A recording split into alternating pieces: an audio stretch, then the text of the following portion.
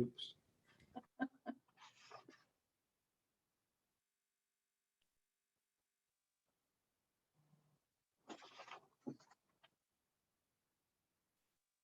All right, folks, good morning.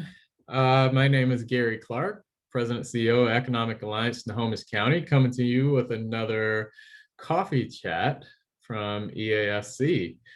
This morning we have some very, very prestigious leaders who are going to join us today. But before we get into who they are, let's do some housekeeping. So first and foremost, make sure that you add your organization name into your name or renaming option, and then be sure to engage us on the chat so that we can have a robust conversation. We will immediately dive into some question and answer from our panel. So this is the opportunity to start off right away with questions and thoughts, and we'll try to get to as many as we can. With that in mind, if you have your coffee cups, even if we cannot see them, go ahead and raise them up. If you have water or juice or whatever works, there we go. All right, we're all in solidarity now. Okay, starting out, this is awesome. So in January, we had a legislative kickoff, and today we have our legislators who are back to follow up with us and give us some updates on the session that was just had. So joining us today, we have Senator June Robinson, who is the state senator for the 38th Legislative District and brings trusted leadership and decades of public health and housing affordability expertise to her service as a legislator. As the vice chair of the Senate Ways and Means Committee and the former vice chair of the House Appropriations Committee, she plays a crucial role in building a bold and equitable budget that invests in the services we all rely on. Thank you for joining us today, Senator June Robinson. And that is not all we have. We have Representative Carolyn Eslick, who is actually, let's make sure we have her on screen. Where is she? Where is she? Oh, there she is. Beautiful background. All right. Who was a restaurant owner for about 20 years. So she really knows what service means. She has served for more than 9 years as the mayor of Sultan, and initially appointed, Carolyn was later elected in 2018 as the state representative for the 39th district. Carolyn, thank you for joining us. And then last but not least, we have Senator Keith Wagner, serves Washington's 39th district, which spans parts of Skagit, Snohomish, and King counties. He was selected by a unanimous vote of electors on January 3rd, 2018. And before we dive into this, Carolyn, we checked the background on your last name, and we found some interesting facts. So it says that of Norman descent, which was the Norman conquest of 1066, which brings up your name, your last name, and they lived in what they call Huntingdon back in that time. So very interesting roots there. June, your first name derived from Juno, the name of a Roman goddess. So you have to keep that in mind. Yeah, very interesting. And Keith, we cannot forget about your first name, Keith, which comes from a Scottish surname. So, folks, we are all family now because we know our names and origins, and we really thank you all for joining us today. So, without further ado, I'd like to start off with asking an initial question, and then you can each just go around and answer as you wish. So the first question that I have on my docket is, what were the successes, disappointments, and surprises from your perspective this session? So, June, if you would like to start, we'll go from June to Carolyn and then Keith. Thank you, Gary. Thanks for having me this morning. It's nice to see a lot of folks on, lots of friends here together this morning. Well, this was a historic, in many ways, legislative session. First of all, just by its nature of being mostly remote. We learned how to legislate via Zoom, which I think surprised all of us that we could actually do it. So that was a surprise for me that we were able to accomplish as much as we did in a remote environment.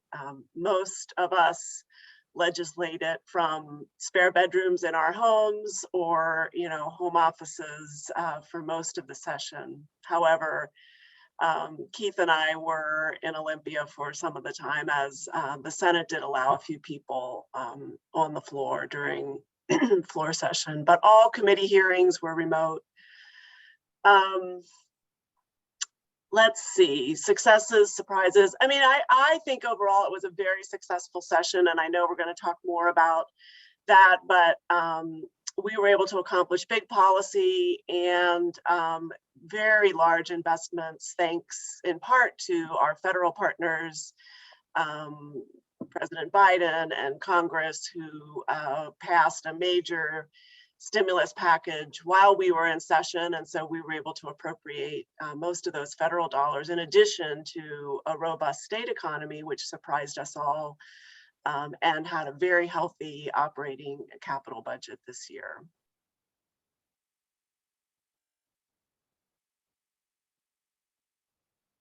Thank you. And Carolyn? Yes, thank you, Gary, for the opportunity to be speaking to all these folks today. It looks like there's 71 of us here today. I really appreciate the opportunity and the fact that we're Zooming. It looks like it is part of our life forever now. But let's talk about the successes. I think that in my personal experience working with the legislature this year, my Family Support Center definition bill passed almost unanimously out of the House and the Senate. And what this does is it offers a future to our families. After the investigating, they've been around since 1800, and they were used to be called settlement houses.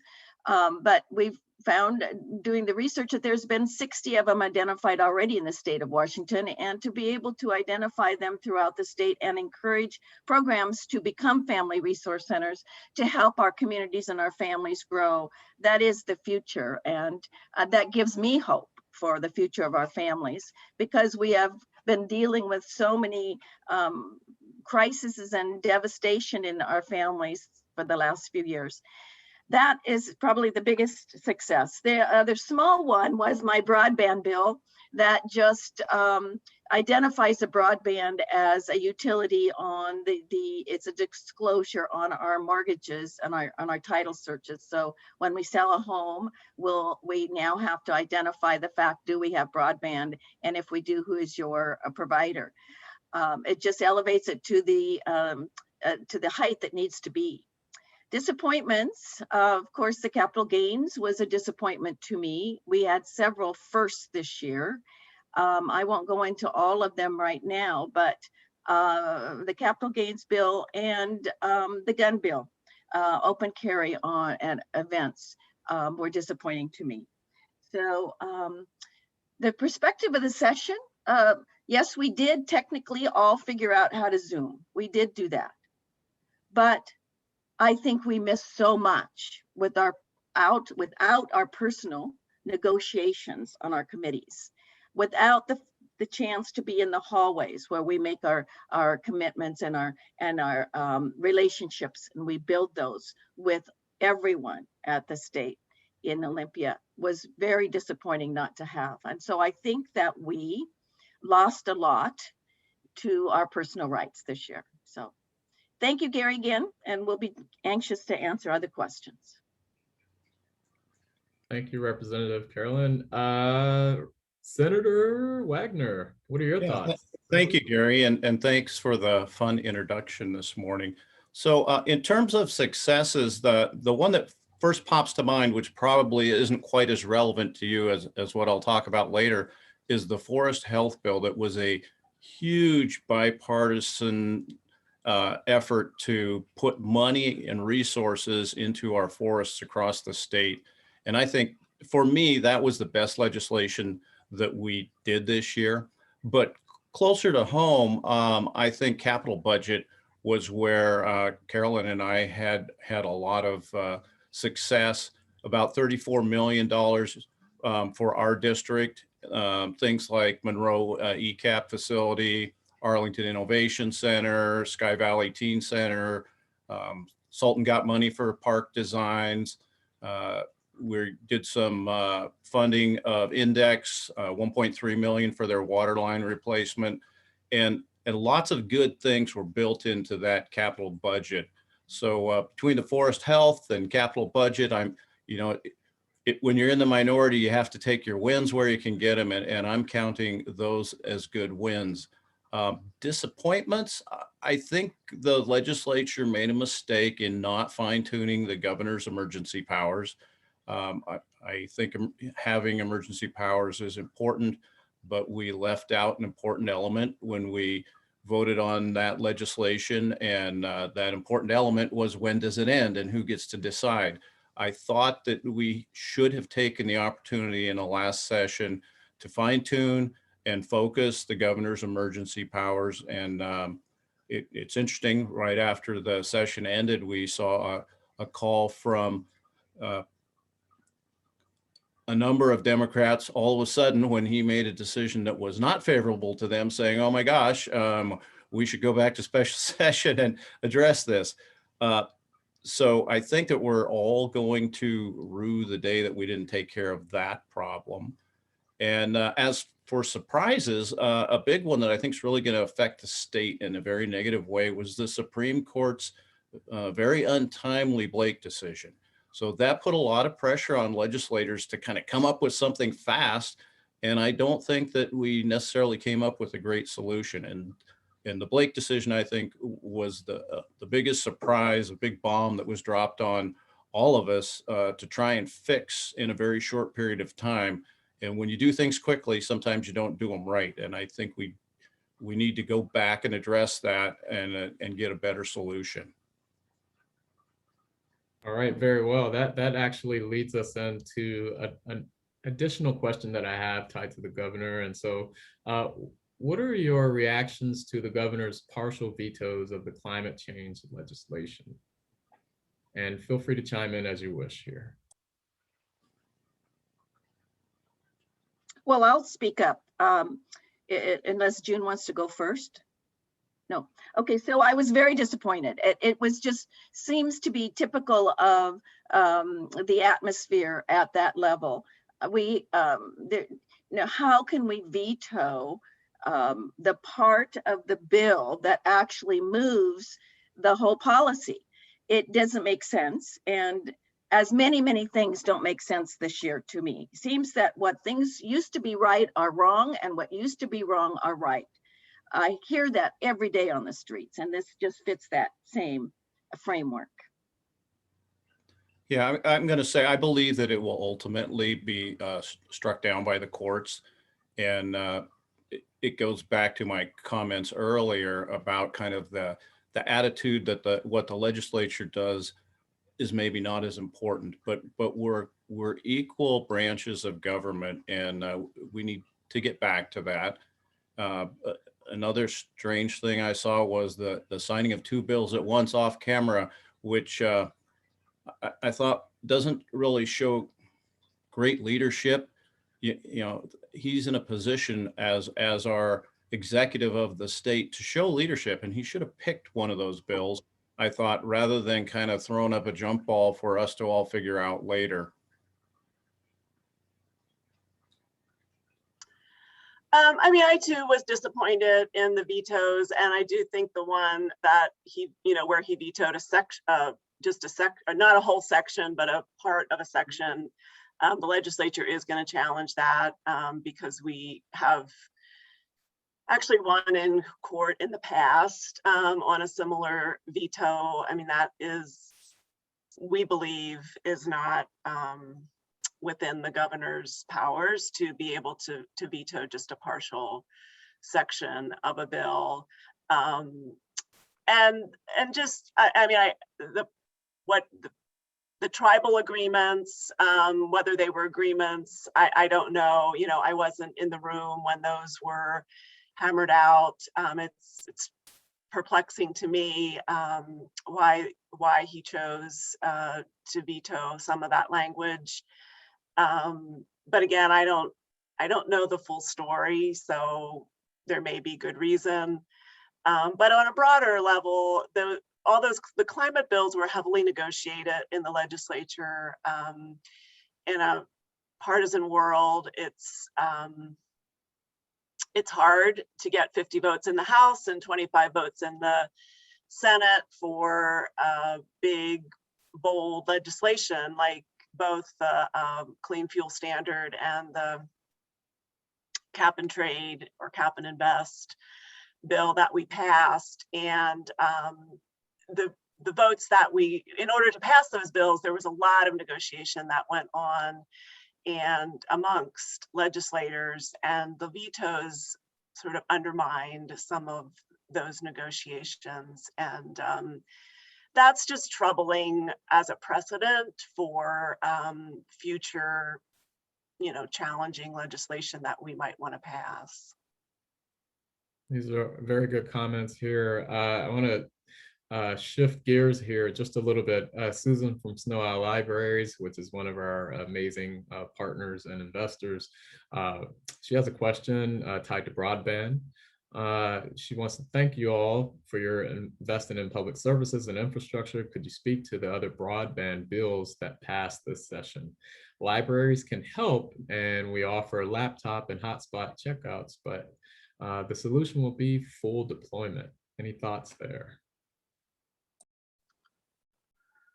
We passed both policy bills as well as significant budget investments in broadband with the complete vision that everyone in Washington will have access to fast broadband access. And that means absolutely everyone, from all the way out in Forks to, whatever is the little town in the southeast corner of the state. We know that our rural areas, many of our tribal partners are currently very underserved. And even in urban areas, there are places where broadband is inaccessible. So there definitely is a great need to build out the infrastructure and the services. We have a state office of broadband within the Department of Commerce. So they are our leader on the implementation and the rollout, and using the dollars that we appropriated both in capital, mostly in the capital budget, but being able to match those with hopefully additional federal dollars that will be coming. That's the job of the Office of Broadband. And then the policy bills allow our public utilities to get in the business of providing broadband. So that will open up the market and allow our PUDs, ports, other public utilities to provide broadband directly to consumers. So it really is sort of just like, in past where we had rural electrification initiatives, this is the 21st century version of that. It's pretty exciting. It is going to take a little time though. I mean, we're not going to get broadband to everybody in 6 months, but I think we put in place the foundation for that to happen. Yeah, these are really important investments. And if you believe, as I do, that education is a great equalizer, that this has become absolutely critical to education to have access to the internet. And we didn't do this kind of blindly. We've kind of been stepping this up over the past several sessions. We did some pilot programs, including ports and PUDs. And then this session, we kind of upped the game and made it a priority. I think it's a great investment in the future. And, we can argue about some of the details. And I did argue about some of the details, who gets to go where and who gets to provide services or how competition is going to work. But in general, this is just a great step forward for the state to get those resources out to people who are like islands of lacks of information, and this is the information age. So to make things equitable, we really have to work hard on this project. And I'm proud of both the private providers and the state for the role that we've all taken in this. I concur with both Senator Robinson and Senator Wagner.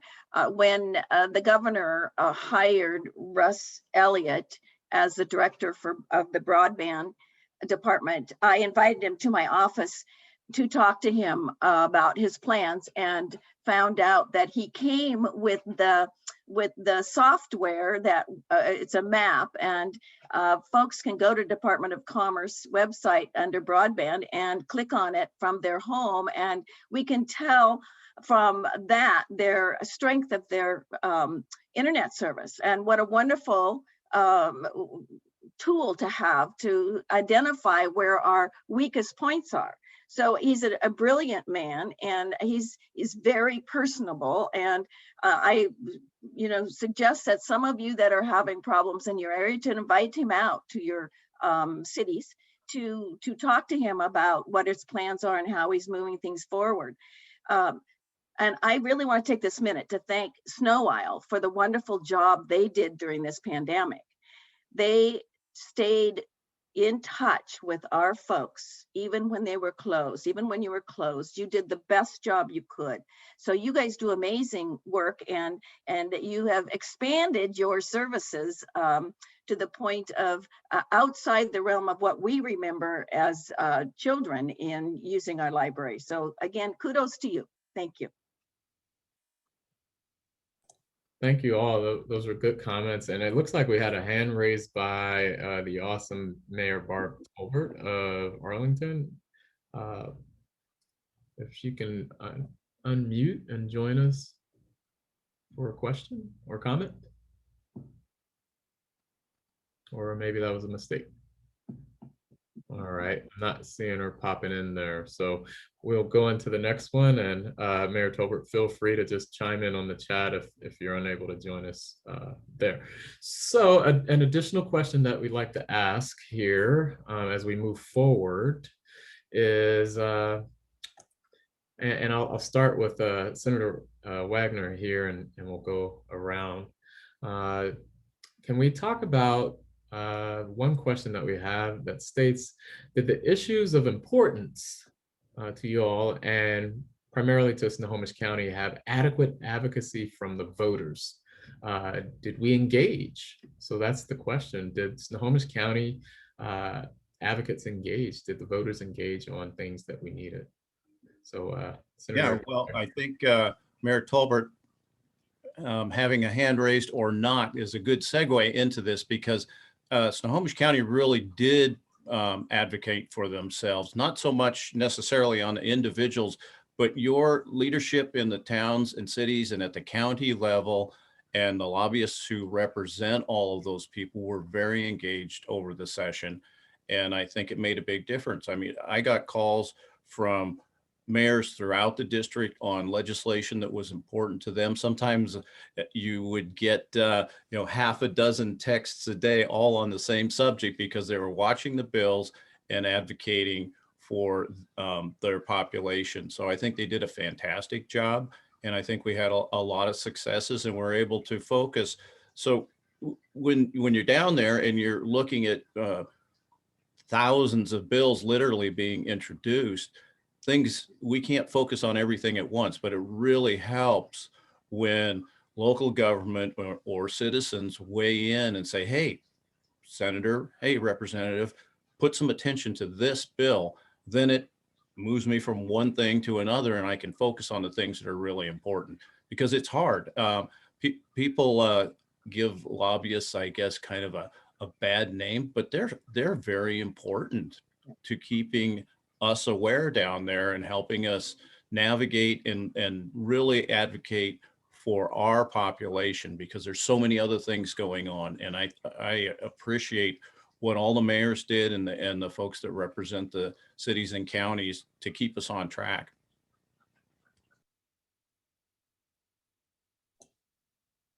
Any other thoughts there?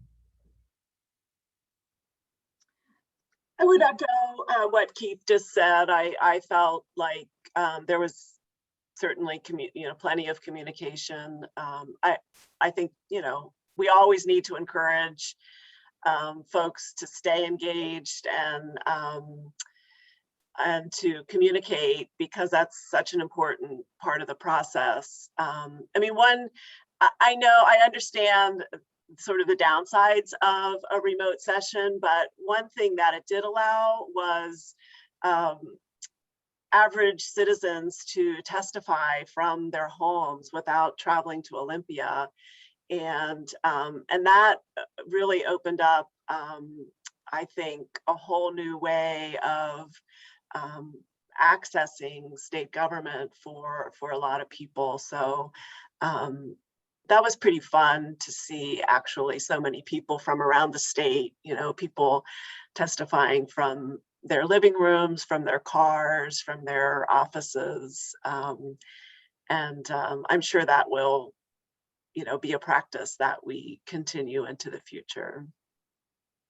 I certainly agree with Senator Robinson. It is, if anything that comes to the top of the successes of this last year was the remote testifying. The representative, the House side had been trying to pass the bill for several years to have remote testimony, and the Senate got it long before us, but it took the pandemic to make it happen. So we are very happy about that. I think that we had more people than ever. Of course, we missed that part of the demonstrations at the Capitol, but as far as testimony goes, I think that we did very, very well in that, better than we've ever done, in my opinion. Awesome. That engagement is very important.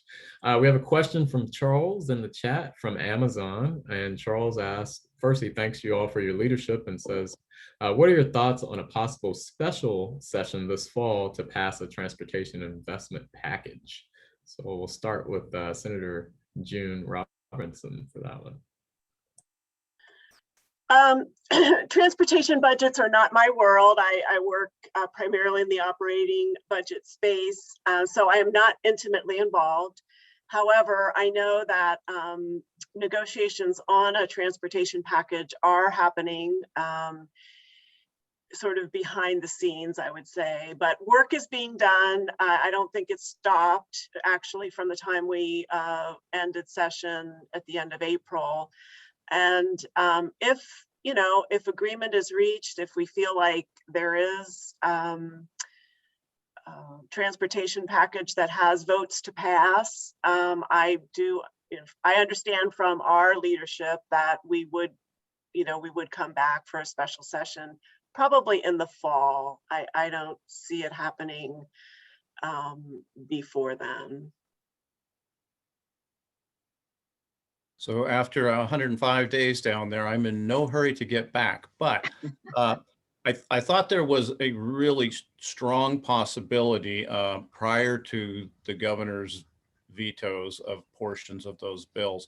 I thought that was actually the point of those sections, was to provide some leverage to bring a transportation budget to a head, and that would have required a special session. So now with that in flux, I'm not sure if we're going to get there or not.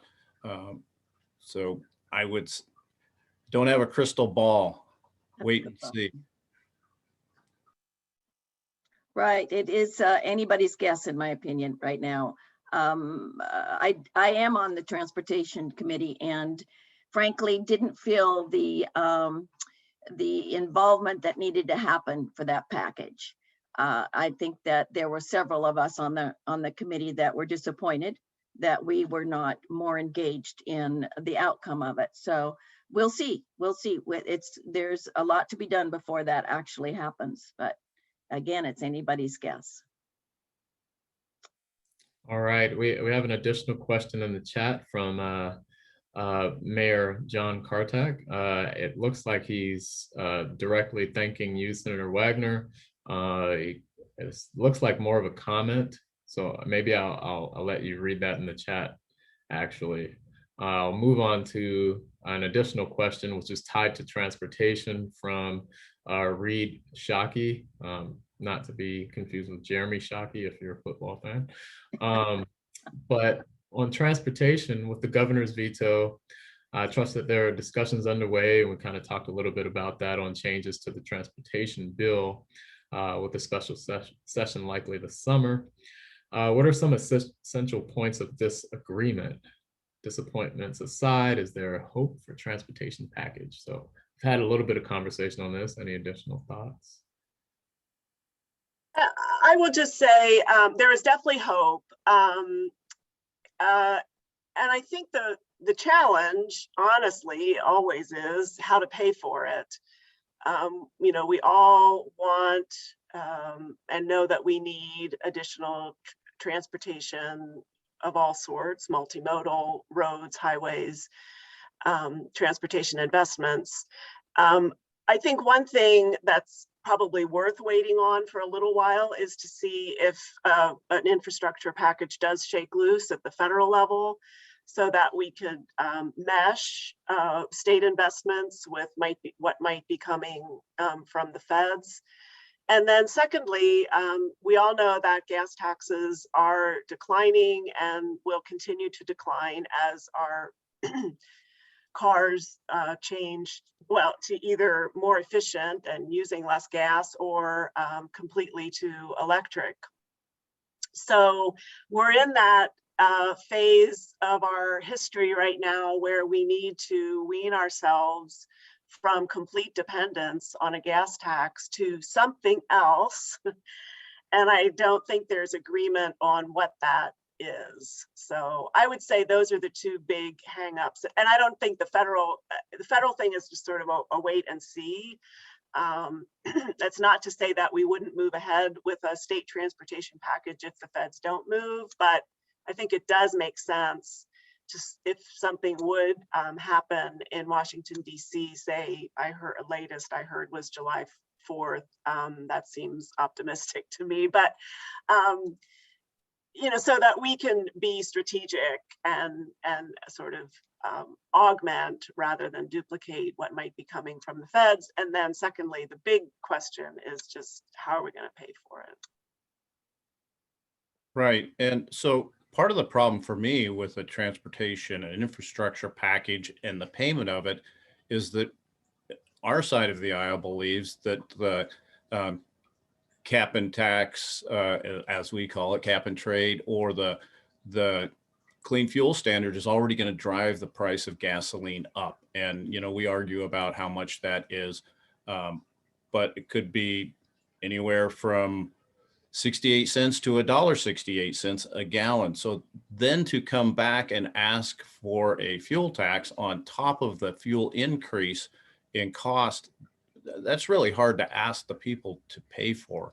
And I think that's going to be a big stumbling block on our side of the aisle if we go back to a special session, or if we're going to have to address it in a regular session anyway next year. That's going to be the problem. We've already increased the cost of gasoline, and now to add what I think was initially proposed about 9.5 cents. If it was closer to 4.5 or 5 cents, maybe I would feel a little less apprehensive, but that's a lot of money on top of the other two increases that I think are going to have a major effect. And we certainly do know the trickle down effect that this gas tax has on our constituents. And it's going to affect the poor of the poor, the working poor. The increase in everything in the grocery store is already unbelievable. You know, it's things that we used to pay $1 for, we are paying $2 for. And the gas tax will only make that worse. So the transportation package, which I am not against a new transportation package, as long as it's something that we can live with and our constituents can live with. So it is, again, a wait and see. Okay. Well, as a result of this legislative session, how will underrepresented populations and communities have expanded access to being a contributing member to our economic resilience? So realizing that certain members of our population may not have had tremendous access to funding and assistance. Any additional thoughts here on how we beef that up? Well, Gary, I think I'll take it in maybe a little bit different direction than intended, and we've already kind of talked about it. The virtual session is a double-edged sword, but one of the good things about it is it does allow thousands of people who were not able to engage in government before to get before committees and to testify on things that are important to them. So I think that part of the past session is a giant step forward. And as Representative Eslick pointed out, the Senate has been doing virtual testimony for a while, but that was only at specific locations. You had to go to your community college or a place that was set up for that. Now we've learned how to do this from your living room, which is what I'm doing right now. So I think that's going to be a great tool for people who may not have had access to government before. Now, the flip side of that is you lose some of the personal context. So today there's 70 people here, but it only feels like I'm kind of talking to one person at a time. You don't get the same psychology, the emotion.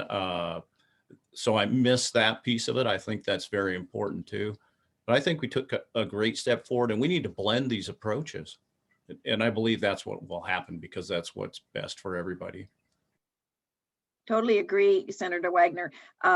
Interesting, after 4 months of Zooming, I was just mentally exhausted and couldn't figure out why until I heard a speaker tell us that Zooming only allows us to get 25% of the experience because we can't see faces, because we can't see the emotions. And so that made sense to me then. So we've got to have a hybrid approach to this, and I'm hoping that will happen next year.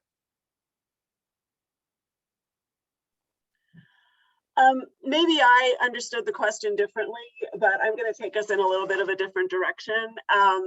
And that is to talk a bit about the investments that we made that I believe will significantly improve people's lives, people who have been living under major stressors before the pandemic and then only made worse because of the pandemic. We invested hundreds of millions of dollars in childcare and early learning so that more families will be able to access subsidized childcare as they return to work. We eliminated school lunch copays. We made sure that our K-12 schools, public schools, are funded to the extent that every school district has the amount of funding that they had before the pandemic. We took into account all the federal funding that they received, but made sure that that was equalized so that no school district is at a deficit from prior to the pandemic. We increased Medicaid rates for primary care so that there should be better access for healthcare. We increased Medicaid dental rates. For the entire, time that I've worked in Snohomish County and Human Services, adult dental care has been the #1 issue for low-income people. And we, for the first time, honestly, in decades, increased the reimbursement rate for adult dental Medicaid services so that hopefully more providers will step up and offer dental care for our lower income folks who depend on Medicaid for healthcare. We provided over $1 billion between federal and state for rental assistance, foreclosure assistance, utility assistance for low income people. So folks who are behind on their rent and worried about never being able to catch up or being evicted when the eviction moratorium goes away can apply. I know we have folks from VOA on here today. VOA is the major organization in Snohomish County that's offering that rental assistance. So people should be able to apply through them to get help and it'll go directly to landlords. So it's a win-win. It helps our landlords stabilize and helps just alleviate all of that stress on renters who, because of lost wages, have been unable to pay their rent. We funded a 988 crisis system. So it's a national number like 911, but it's 988 that people will be able to call when they're in a mental health crisis. Again, that's going to take a few years to get online, but we funded both the infrastructure to set up the call system as well as services to be able to respond when someone does call. So that is, again, first time that we've really made significant investments in behavioral health crisis response. And those are honestly just a few of the things that we did. The budget was an amazing budget for people. And I'm really proud of what we've been able to do to hopefully lift people up and allow folks to go back to work and children to go back to school, and as well as funding our public health system, not only for COVID, but ongoing, so that we can really move beyond the crisis of the pandemic as a state and as a community. All right, that's excellent. Three very good responses in different and varying points there. But that comment, Senator Robinson, leads us to an additional question that I had from Ali in the direct chat, which was tied to representation for elderly care budget. And so realizing that many elderly care centers in Washington State are closing due to lack of funding. And as you mentioned, Medicaid covering the majority of that, but limited in funds there. Really want to know if he's asking if someone will just speak to the potential changes or impact or benefits going forward for the elderly in care facilities. I don't want to monopolize here, but we did increase Medicaid rates for all long-term care facilities across the board, for nursing home, for skilled nursing facilities, for assisted living, for community placements, for adult family homes, and supported living, which is primarily for people with developmental disabilities, not so much, obviously some of them are also elderly, but that serves more folks with living with developmental disabilities. But we were able to increase rates across the board for our long-term care facilities, as well as they've received significant Medicaid increases from the federal government through the COVID crisis. Those bumps, what we call COVID bumps, will eventually go away because they were intended to sort of get them through the crisis. But we did enact ongoing rate increases. Yeah, I just want to add to that kind of an other side of the aisle perspective. And I'm not going to say that the operating budget doesn't do some great things. It does. It does a lot of really good things. But every time you hear we funded, remember that money came from, or is going to come from, taxpayers. So this is a game where you have to make tough choices. And I think we overspent in the last legislative session by a large measure. It's the biggest budget that the state has ever had. It represents over a 70% increase from when Governor Inslee was first elected to today. Now, some of that growth is necessary and important.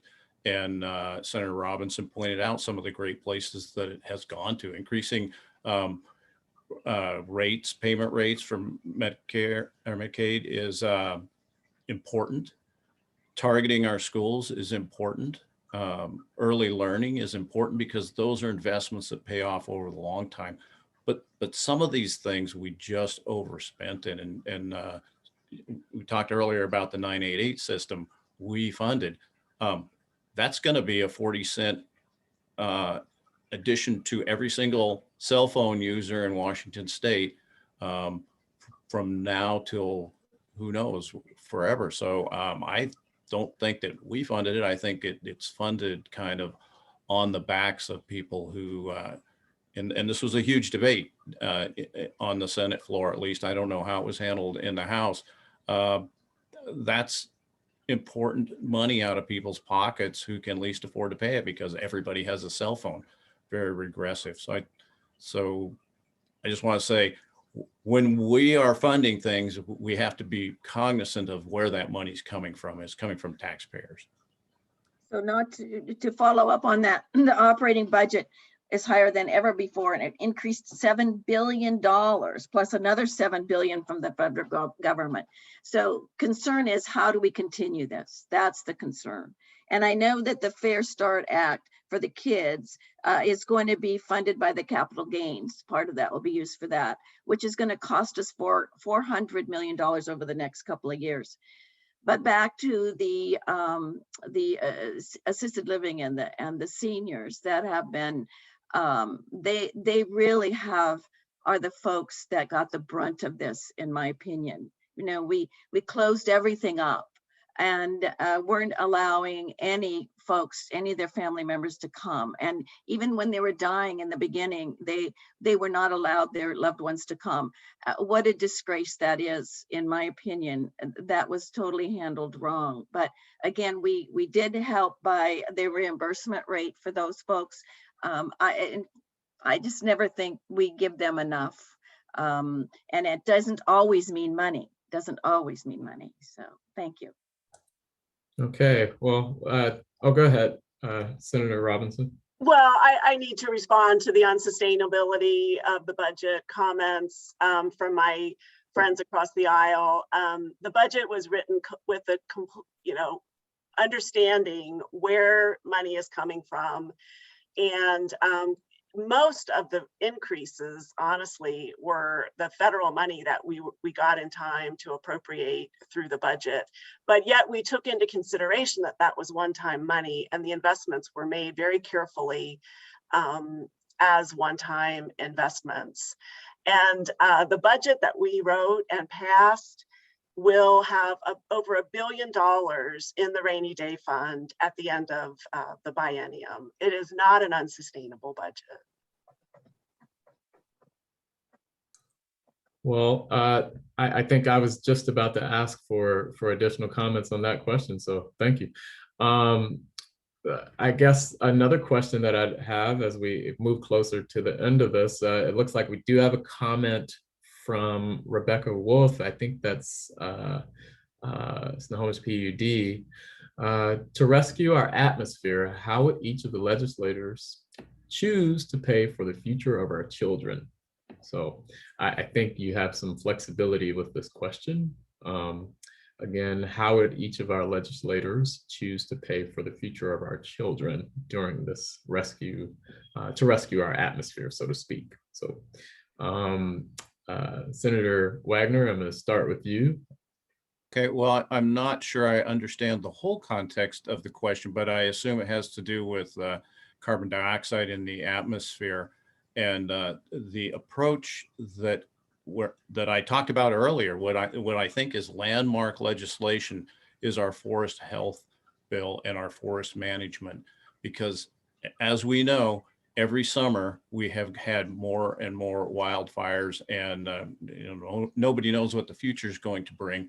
But I think the legislature finally gave our Public Lands Commissioner the right tools that she needs to manage our forests so that we're not burning them up and sending carbon dioxide into the atmosphere at the same time as we lose a valuable resource.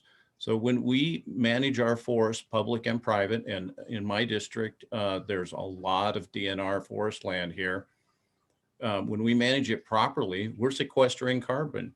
When we harvest forests at the right time and build homes for people, we know there's a housing shortage, and then we replant, those growing trees sequester carbon faster and better than trees that have been are past their maturity.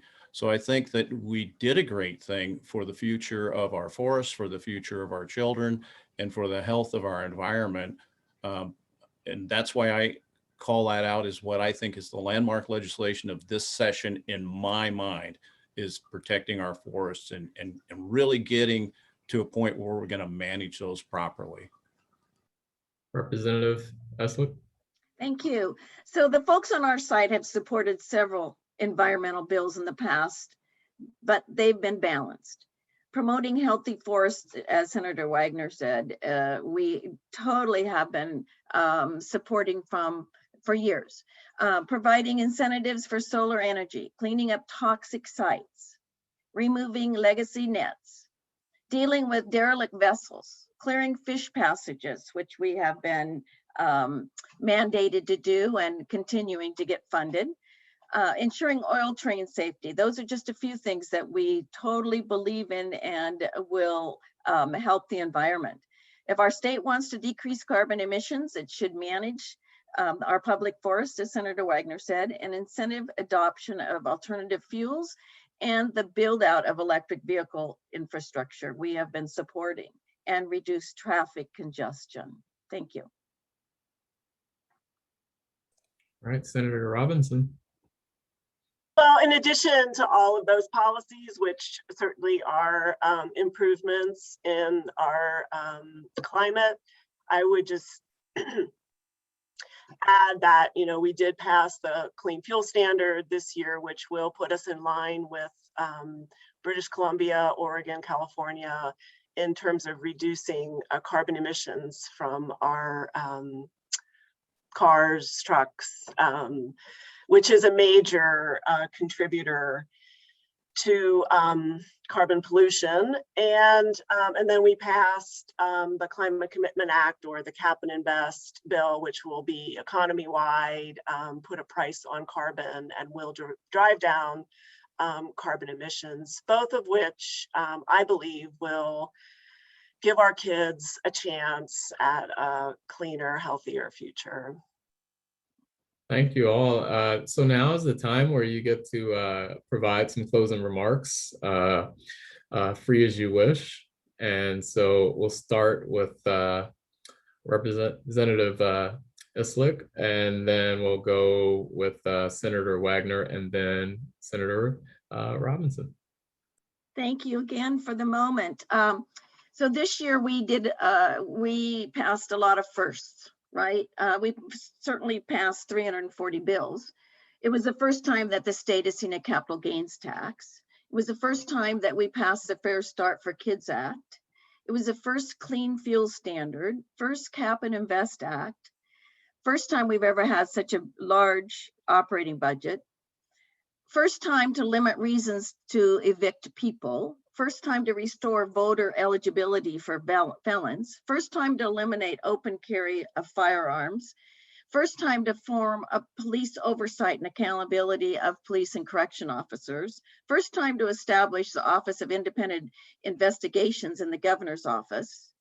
A couple of bad bills that we managed to stop for now was restricting natural gas use in homes and commercial buildings, which would affect so many of us, right? Because my heating in my condominium, we use the natural gas fireplace most of the time, which is adequate for us.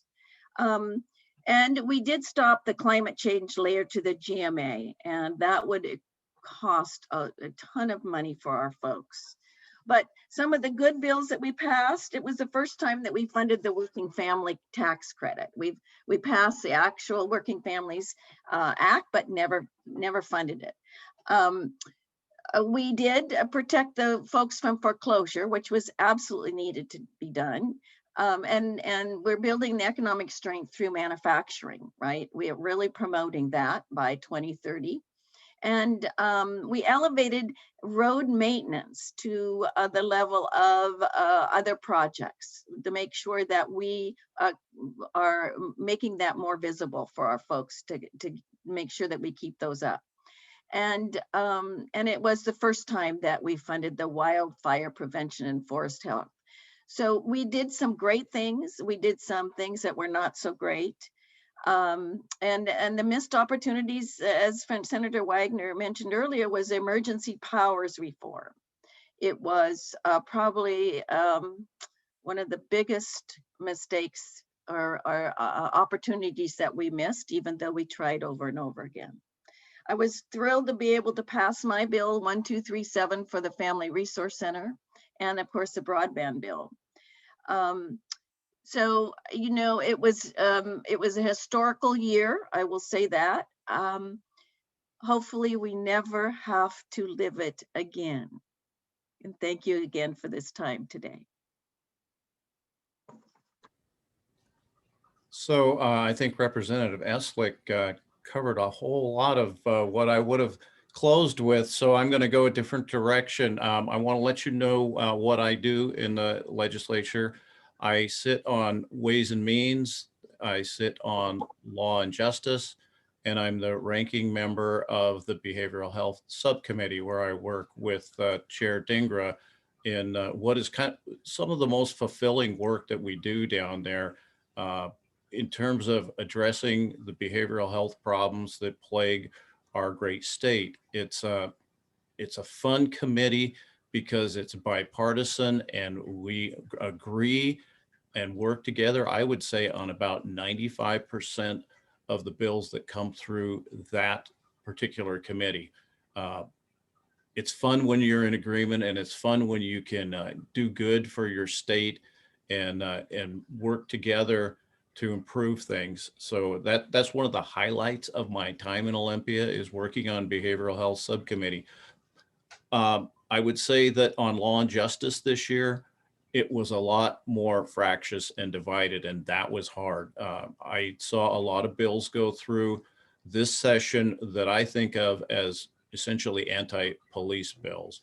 Now, that's not to say that policing can't be done better.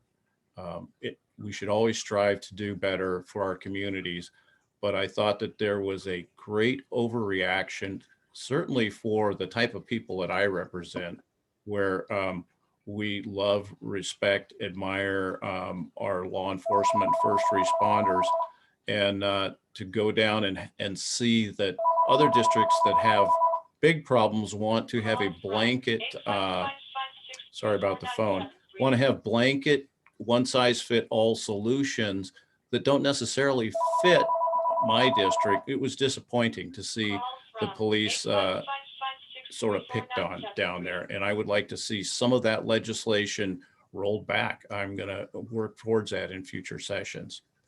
With that, thanks for having me. And Gary, you did a great job. Thank you.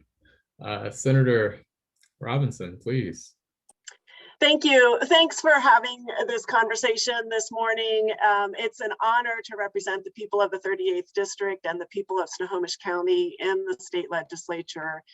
And I take that responsibility very seriously. It's great to hear from you all about the things that you care about and are concerned about. I feel very proud of what we were able to do to bring our communities, our families and our communities out of both the public health crisis and the economic crisis that we've seen in the past year. We invested significantly in supports and structures that will help move us forward as a community, as a county, and as a state. And again, thanks for having us this morning. Well, that was an amazing conversation, and we really appreciate you all, Senators Robinson and Wagner, Representative Eslick. We really thank you all for your leadership, for your dedication, your patience with all of the events that take place, unprecedented today, obviously, with what we've been through. But we'd really like to make sure that we make this message clear that the only way that we succeed is together, and the only way that we can achieve our goals is together. So we appreciate the work that you all do together, and we hope that you continue to move in that direction as you have in the past. And thank you very much. So folks, with your coffee in hand, we actually have a follow-up meeting coming up soon, June 8th, 8:30 a.m., Rethinking Workforce Investment with Congresswoman Susan Delbene. So please, please mark your calendars, register, and Katie will definitely make sure that you join us for that piece. And then last but not least, our 10th annual meeting. Yes, 10-year anniversary for EASC, Economic Alliance Snohomish County, coming up June 10th, 8:30 a.m. to 9:30 a.m. virtually. And our theme is Resilient Together. So folks, it's a coffee chat time, but it's also time to reflect on just being awesome human beings. Take care, thank you, and peace.